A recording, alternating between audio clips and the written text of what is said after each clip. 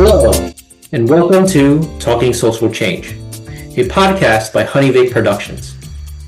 Talking Social Change believes in order to bring about a more just society, we must start with honest conversations with marginalized and ethical voices about important social topics. The basis for honest conversation is mutual respect, factual history, and objective truth. Because in order to understand where we are and where we need to go, we first need to understand where we have been. HoneyVic Productions is a nonprofit theater organization that seeks to amplify marginalized perspectives and works to transform dialogue into meaningful civic and social action. If you are inspired by what you hear on Talking Social Change, please like, comment, share, and subscribe to this podcast. And visit honeyvicproductions.org to join the mailing list and donate to support the cause. My name is Ben Wang, your host for today's Talking Social Change conversation. Joining me is Juanda Hall, playwright, one of the founders of HoneyVic Productions, and HoneyVic's creative director. Juanda, thank you very much for talking with me. Thank you for talking with me. So let's dive into our conversation. What inspired you to start HoneyVic Productions? Well, what inspired me? I wanted to make a difference. I wanted to feel like I could have an impact on the world. I think the thing that was probably most, not heavy, but inspired me the most was when President Obama became president. Right? And kind of what people would always say to kids, and you could be president too, just like President Obama. And I kind of feel like, or I felt like at the time, that's not really realistic because what's being taught in our schools it's not an accurate account of what actually happened. And it's not being taught in a way where the kids are really inspired to want to be president. So that really kind of propelled me to think about, trying to create something that would allow kids to be inspired and to inspire. And the way that kind of works out for me is because I've always written plays as a playwright. So it was just, a natural for me to then kind of move into playwriting and theater. Interesting. Okay.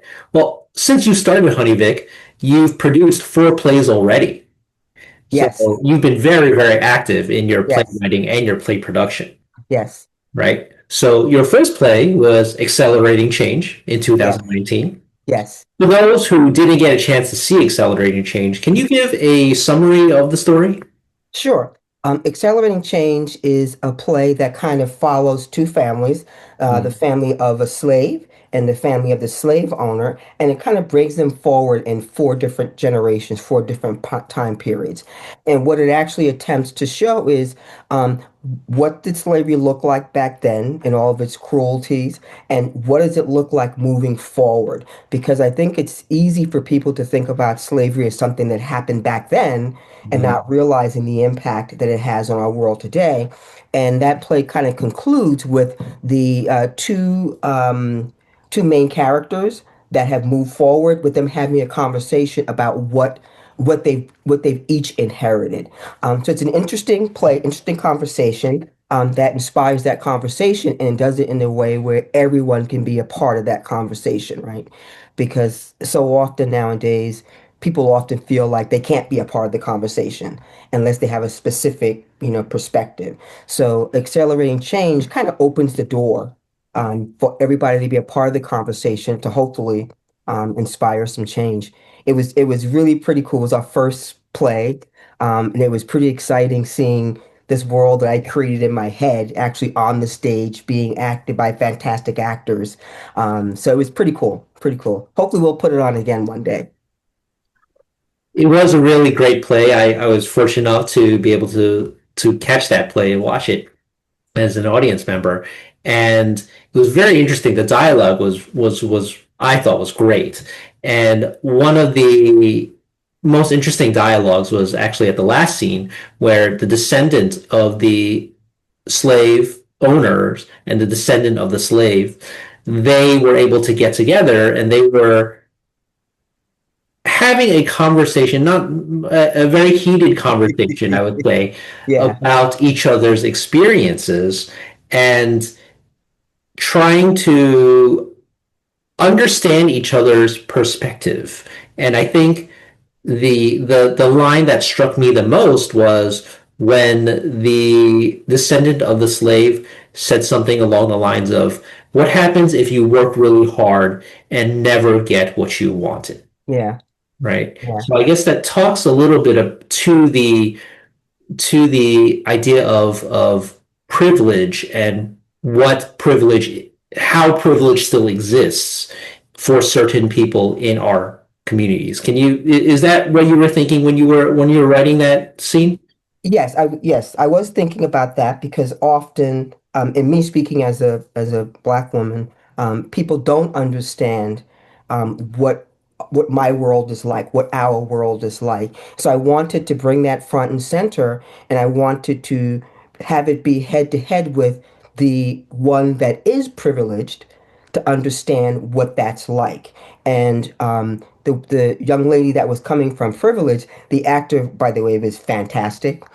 There was a Yeah, she's line great. in the play where, because of where the times that we live in, the N word was in the play, and she was really not happy, using that word, but she did. It was fantastic. But trying to put it in the perspective of understanding what it's like to also be privileged, to have all of the privilege that you've inherited from your family who's owned slaves, Mhm. but not be comfortable with that, right? Trying to create the space for that group to be able to say, okay, I'm not comfortable with it. You know, what can we do? What kind of conversations can we have to actually kind of spark some change? So that conversation was very, very heated. They didn't come to consensus, but they both felt heard, which was actually, I think, in it was the only way that scene could actually end, that play could end with feeling heard. And I think a lot of what we need to do now in our world is to hear, not always talk, but hear what the other side is saying to see if there's anything that you can hold on to that could change. Absolutely. I think that's a really great point about how the need for being heard is Mhm. so critical because nowadays it's all about what my perspective is or what the other Right. person's perspective is, right? Exactly. But there's so little understanding of what the other side is because nobody is listening to each other, right? Exactly. And I think that's a very, very important point. If you don't mind, I'd like to move on to your next play. Hmm. Your second play was called Amen, Amen. Let the church say amen. Can you tell me a little bit more about this play? Amen, amen, amen. Because we actually did that play twice, and we're going to do it Mhm. again a third time. It's going to be Amen, Amen, the musical. But Amen, Amen sort of came about for me when I grew up in the church. I am very spiritual. And I was actually at the time going to a church on the Lower East Side called Trinity Lutheran East Side Parish. And I love the church because it's open. Come as you are, anyone can come. But contrasting it to the kind of church that I kind of grew up in, or the kind of churches that I now experience, I'm going to say in the Black community, because Amen Amen kind of takes place within the Black community. Mhm. And it made me feel as if we are, in terms of the call of the church and the Black community, we're missing something, right? Where we are so focused on, and this is just my perspective, Mhm. we are so focused on saving souls for heaven that we're forgetting that we need to actually have an impact on the souls here on earth. And that's what Amen, Amen is about. Um, it's also sort of woven into, there's a I wish I should have peeked back at my notes, but there was a really interesting short story that was written by an African American gentleman about aliens that come to Earth. Okay. And the whole point of the story is that they come to Earth and they say, okay, well, we'll give you all the riches you want. We'll solve all your problems. All you've got to do is send the black people into outer space with us. And so I took that story and kind of wove it into A Man and Men. So A Man and Men, it happens during a time when there are aliens that are here that have come to Earth and they want to take all the black people into outer space. Our government decides, but we really can't do that because it's going to be too much of an uproar. So let's send the homeless people instead. So the setting is they're taking homeless people back into outer space, and these various people have found their way into this church, and they're sort of like holding down the church. And as they're there, hiding from the aliens, they kind of start to talk about their experiences. They talk about racism. They talk about um, religion. About I'm trying to think of all of the things that are in the play, but they just talk about various issues, right? And so that's what A Man and Man is about. And the whole idea is that the role of the church, I feel, needs to be stronger. The church needs to be focused on making our lives here better rather than focusing on what comes in the afterlife, right? So that's what A Man and Man is about. And we did two versions of it. Um, um, and we're going to do a third version. It's going to be A Man and Man the musical because there's a lot of music in it. So we're going to do a musical version of it next year. Yeah. So you said something interesting that I like to follow up on if you don't mind. You said that the African American churches nowadays are so focused on saving souls for the afterlife, for heaven, as opposed to and less focused on improving the lives of the African American community here presently. Why do you feel that? And do you feel that it's always been like that, or that's been a change that has happened more recently or over a specific amount of time? I'm going to say that's always the way that I've known it. So I'm assuming it's always been that way, but just Mhm. from my experience, and it's sort of when you think of it, like for example, I think it's been my experience in the Black church that they're very, very, very against homosexuality. Hmm. Right? I don't understand that. That makes no sense to me because I feel like we're all God's children, and who are we to judge that? So, in my opinion, rather than being preaching against it, we need to be finding ways to, allow people to be who they are and be comfortable, right? And to help them, kind of navigate the challenges from the outside world. So one of the things that we explored in A Man and Men is racism in the gay community. And that was an eye opener for me. I don't know why it was an eye opener for me, but it was an eye opener. And so, when you think about it, so like in the Black church, we are against racism, right? We're part of the civil rights movement, but we don't support homosexuality. And to me, those two, how do how do you settle on fighting against racism but not accepting homosexuality? It was almost like a weird oxymoron kind of thing for me. So that is one of the storylines in Amen, Amen. Um, so, and again, this is just my experience. I'm sure some people are going to watch this and they're going to have a comment about it. This is just my opinion and my experience. It's interesting that how, in my opinion, prejudice, when one form of prejudice subsides, Hmm. there's always another form. So my point, I guess, is that we should always be on the lookout and to tackle prejudice in whatever form it shows up, Exactly. right? Whether that be in the form of race, whether that be in the form of sexism, for Hmm. example, that's another important form of prejudice, or in the LGBTQ community, whatever form, religion, for example, Right. prejudice can exist in many forms, and we should never take our eye off of confronting it when it shows up.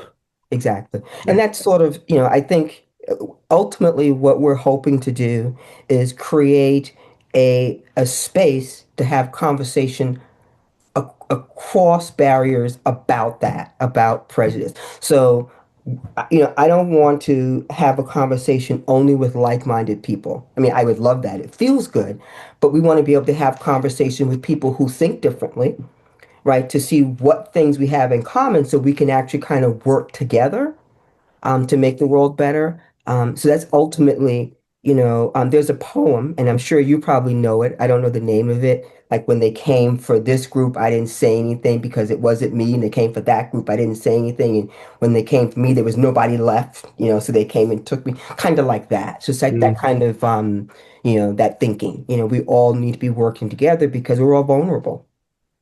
Yeah, that's an important point. That's a great point.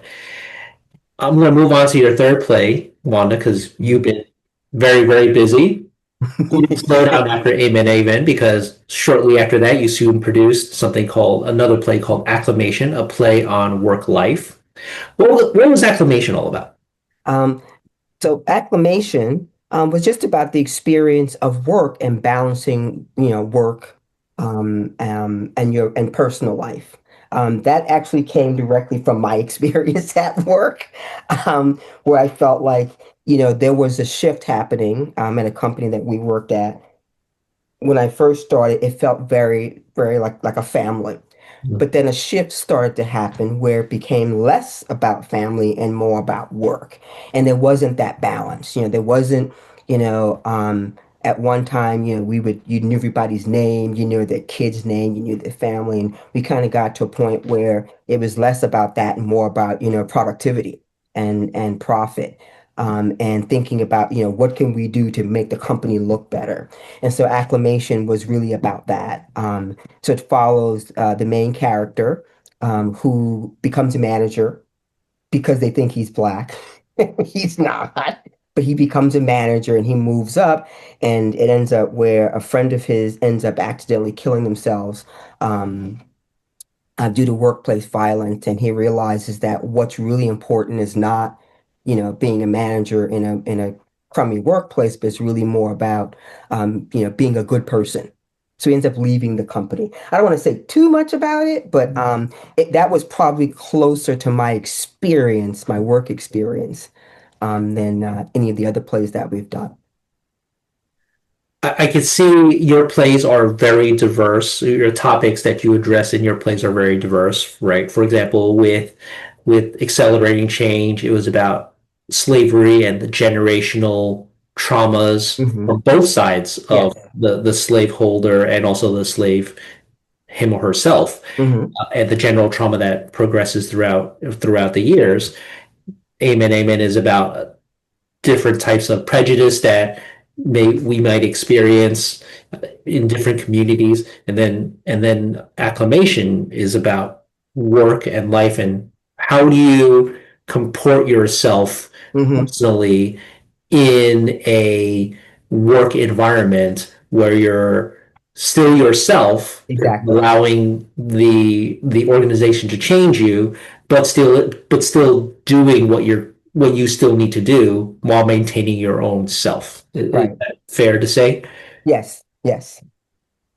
And it's so the main character is built based on someone that we both know. I won't say his name, but someone who actually decided that, uh, he wasn't going to continue working at a company that he didn't trust, he didn't value, and he left and went someplace else. Which I think is pretty cool because it's not often that we meet people who can, respond to a weird workplace experience that way. Um, but that character is based on a real person. He knows who he is. When he hears this, he'll know who he is. So your last play, the one that you produced just last year, was called Hmm. Anger Potchkin. Hmm. I understand that Anger Potchkin was a deeply personal story for you. Can you tell me a little bit more about this story and what it meant for you? Yes. So Anger Potchkit is an angry play that I wrote probably early 2000s. I was going through a moment in my life where nothing was going right at Mm. all. I was angry, I was frustrated, and I would actually every morning I would take like 5 or 10 minutes and work on this play. And in addition to all the stuff happening with me, there was a lot of stuff happening in terms of police violence. There was the Million Man March, right? Um, and and trying to find a way to be okay with all of the crazy stuff that was happening. Anger Potchka kind of came out of that. And it talked a little bit about that generational trauma from, mother to daughter, right? Mm. It talked a little about, or it raised some questions about, what's a good person, right? And so one of the main characters was a pedophile, but he was also bent on creating a way to move, young boys out of the hood. And Mm. so it raised the question, like, what's good? If he's a pedophile, but yet he's helping these boys to move out of the neighborhood, what do you judge him against? What's the barometer for that? Um, it also talked a little bit about the relationship between fathers and sons. How and this in Anger Potchkits takes place in the Black community. In case I didn't Mhm. say that before, and so it also examines that relationship. What happens to a young boy who grows up without a father, right? So it was a really cool play um, to write and to actually put up on the stage. I mean, it was really awesome because the actors embodied it. They were able to relate to the characters and the experiences of these characters and then build on it. Um, so it was really really cool. But it's definitely an angry play, and we really got good feedback for it. Um, That's interesting. So tell me a little bit more about how the actors that you chose were able to relate to their characters. Because I did get a chance to see the play, and the actors were fantastic, or they were yeah, really phenomenal, right? yeah, And not being an actor myself, I just chalk it up to being a really good actor. But yeah, I'm yeah, sure, I guess, that if you are connecting to the character, that only exemplifies the role even more. So when you were yeah. rehearsing for it, or when you were casting and rehearsing for this play, tell me what the dynamic was like and why you chose certain characters for certain Yeah. roles. Yeah. So, interestingly, there's this one young man, Jaden. He is going to actually we're going to be putting up a show, our Playwriting for Social Change Festival in July. He's going to be in that as well. But he played a character, who's angry, right? He knows that the other character, Frank, who's a pedophile and who's moving kids out of the hood, he knows there's something wrong with him, and he's like just kind of like trying to figure out what's happening with Frank. Frank is just evil, blah blah. And so we're rehearsing, and the actor Jaden says, I kind of feel like my character has had to have had some kind of run-in with the police. Maybe that's why he's so angry. And a light bulb went off because that made sense. Hmm. So we literally change, not essentially we changed, we expanded that character's arc based on the feedback from that actor. And then we then also added at the end, I'm not sure if you remember, but I had my debut on the stage from the booth with the microphone. We then added in him actually raising the question, how do you write a play about the Black community and not talk about police violence, not talk about, so it really opened up the play. And that came from an actor, because he really identified with the role and his experiences and also what he knew about what happens in the Black community. So it was really, really, really good. Yeah. Really interesting. Wow. Wow. Real. What a great perspective. I Yeah. would And he never he's have thought in about that. yeah, he's in our he so we actually do a playwriting for Social Change Festival. Hmm. And it's a program, and it's a two-part program. One part of the program is a workshop where if someone wants to write a one-act play about social change, we go through this workshop, they write their play, and then it gets entered into the festival.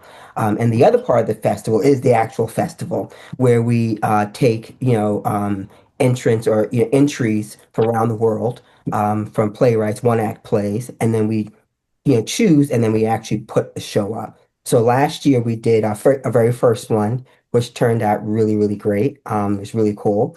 And this year we're doing our second one, and Jaden is in the second one. And we had rehearsal today, which I mean, I- it's going to be pretty cool. I think people are going to get um, really excited behind it. I think they are going to raise some questions in a way where people will be thinking about what they're seeing on the stage. And well, the four plays, so there'll be four plays. One of them is called Silent Farms. It's written by a playwright from Iran. And he's talking about what does freedom look like? Is it better to be safe in a cage, or is it better to be out in the world and be free and encounter whatever challenges that may have, which is, so that play explores that. Then there is a play about mental health, um, which is actually interesting because it kind of talks a little bit about, the dialogue of this gentleman. Actually, the actors have expanded it to not just be the main character, but the other characters as well. How anxiety, depression, and your inner child, how those things play together in your head. When you have a mental health issue and you're trying to work through it. That's one play. Another play is called The Reckoning, and it's talking about reparations, which is pretty cool. And what's the fourth one? Mhm. I'm drawing a blank at the moment. Um,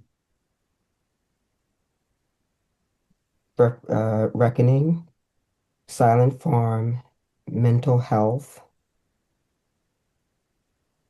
I'm drawing a blank on the fourth one.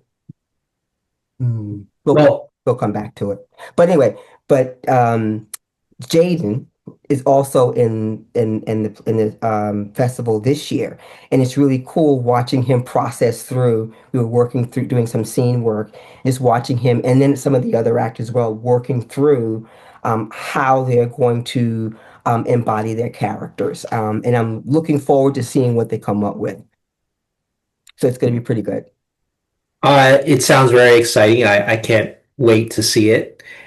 It sounds super cool. When are the dates of the festival? Where can folks get tickets? Where will the festival be Yeah. held? So it is July 16th through the 19th. You can get tickets on our website, honeyvicproductions.org. And I just remembered the fourth play. It's I'm homeless, Oh, not hopeless. And what that play does, it's a short play, and it's two main characters who are homeless, but it's like, they're talking about all the things that are happening in the world, in terms of civil rights movement, and all through that, they're still friends. And the whole idea behind that is to kind of, put across to people that, when someone is homeless, when you walk by someone in the street, there's mm. more to them than just what you see, right? So I think that's going to be Yeah, an eye that's so opener as important. well, because I think, we tend to think, well, actually, when we walk by people who are homeless, we don't really look at them, right? And I think Yeah, this play will give us an eye opener in terms of who these people are or who they could be. that that's such a great point, and such an interesting topic and a very timely topic, Yes, especially these days now. yes. So very exciting, very interesting. I can't wait to see the festival. Let me go back to HoneyVic Productions. Mhm. You have all of these great plays. You have a festival coming up this summer. How would you like HoneyVic to inspire people in the future going forward? I think probably in two ways, Hmm. in terms of playwriting, theater, and performance. I hope to, people feel inspired to actually put things up on stage that reflect all of the communities, all of the voices. Um, you know, whether someone's disabled, whether someone's black. Put plays up that actually, reflect, the world that we live in. So I'm hoping that people are inspired to do that. it's not a whole lot of money in doing it. It's not like a Broadway thing, but I think that, I hope more people do that. And I think the other thing I hope that we do is inspire people to have conversations with one Mm. another about the world that we live in a conversation that's two ways, right? You talk, you listen, you talk. So, and I think that's where change is going to happen. I don't necessarily have an opinion on the way the world should be, but I do feel strongly that the way the world should be is a conversation we should all be a part of. And I'm hoping that that's what HoneyVic is doing, by putting up these kinds of plays and involving various different kinds of people from different walks of life. Well, thank you, Wanda. That's a beautiful vision. And frankly, that's what this podcast, Talking Social Change, is all about as Yeah. well, right? Having conversations and bringing about the change that we all want to see. It's Hmm. going to be good for everybody. That's going to be Yeah, beneficial for everybody, all parties involved. exactly. And that'll only come through conversation, Yes. right? Which is harder and harder these days, but that's the goal.